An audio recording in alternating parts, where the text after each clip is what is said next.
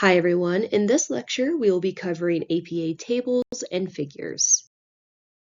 For additional information on tables and figures, you can refer to Chapter 7 in the APA manual and also see the Purdue OWL website listed here. Tables and figures are different. Tables provide numerical values such as means and standard deviations, as well as textual information such as lists of words, responses from participants, and things of that nature. Figures are more graphic visualizers of data and can include charts, figures, photos, drawings, or other non-textual depictions. Figures can include labels that have text, but the text is there to supplement the image you are looking at. Both have similar structures, but really serve different purposes. Some principles of tables and figures. First, label all columns in tables. We need to know what it is we're looking at. Second, if the data would require 2 or fewer columns and rows, it can be presented in text. Third, label all elements in figure images, including the variables being looked at and the X and Y axes. Fourth, place items that are compared next to each other. For instance, if you are looking at something pre and post test with a bar graph, you would expect those bars to be placed together so they can be compared. Next, place labels next to the elements they are labeling. Again, it should be clear what we are looking at. Lastly, in the figure images, use a sans serif font that is large enough to read without magnification. These are just any APA-approved fonts, which we talked about in the last chapter. Just make sure the font is consistent with the font you are already writing in. Moving forward, tables and figures should be designed to be understood on their own. Ask yourself if you can take this image, present it by itself, and know that the reader can decipher what is going on. This means that any abbreviations also need to be defined, even if it's defined in text. Also, avoid distractions and decorations that can interfere with comprehension. So tables and figures might not be quite as pretty as you would like them to be. And each graph and figure should be numbered, which allows you to refer to them in text. For instance, you might say, see Table 1. As talked about, tables are visual displays composed of columns and rows. Within a table, there are numbers, text, or a combination of both.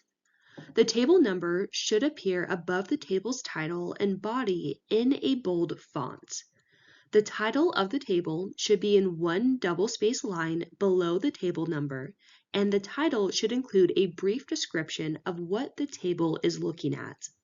This title should be italicized and in title case, meaning that all the important words are capitalized.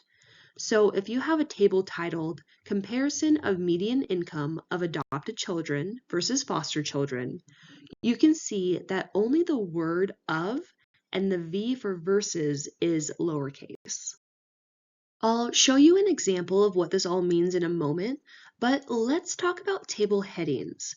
Tables can have different types of headings depending on the arrangement of the data. Every column should have a column heading, and all the information in that column should be relevant to that heading. Subheadings are the headings in the leftmost column that typically list the major variables. Some types of headings can include spanners, where the heading of a column spans across multiple different columns. And if you have subheadings under that heading, it's called a decked heading. If you have just one heading for the entire table, it's a table spanner. The body of a table includes all the rows and columns and is made of several cells, which is the point of intersection between a row and a column. It's where you enter your data. The body may be single, 1.5, or double-spaced, depending on preference and if you have limited space. The body should be center-aligned unless having it left-aligned makes it easier to read. Under the table, you have notes. There are 3 types of notes, general, specific, and probability. Notes should appear below the table to describe the context of the table that cannot be understood from the table's title or body alone. Remember, someone should be able to look at your table and understand it without reading the paper. If there is a reason why this can't be done, a note helps to provide context. Notes might include definitions of abbreviations, copyright attribution, or explanations of asterisks to indicate p-values. Here is an example of a table.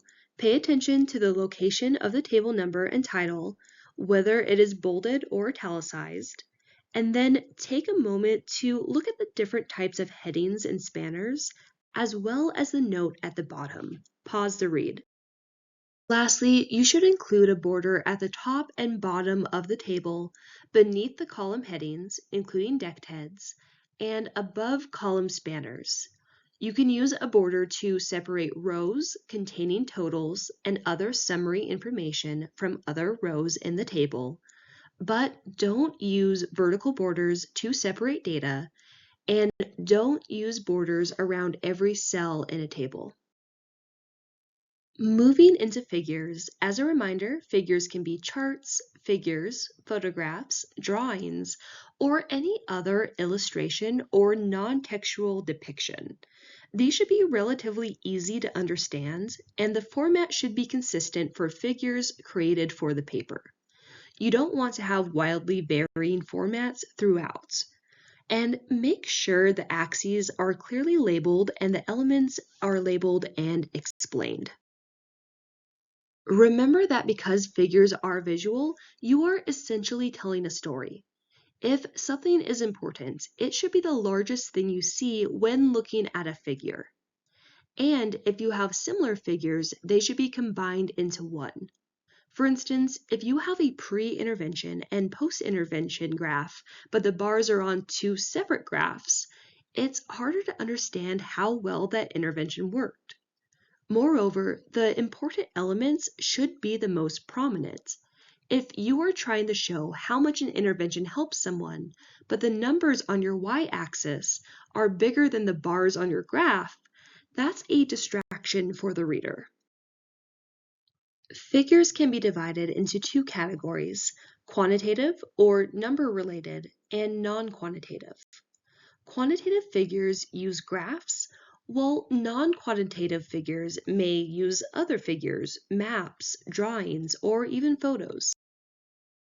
Regardless of what type of figure you have, it should be numbered the same way tables are numbered.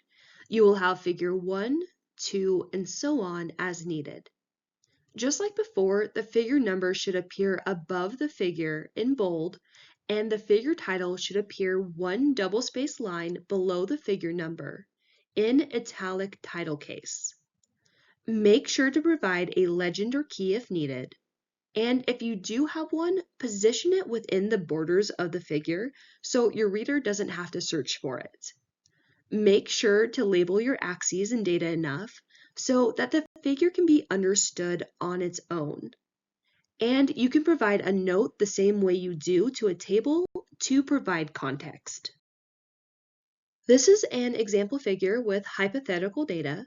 You can see the number and title at the top, the axes and data labels, the key within the borders, the note at the bottom, and just how everything is scaled overall. And that is all I have for you. Please don't hesitate to reach out if you have any questions.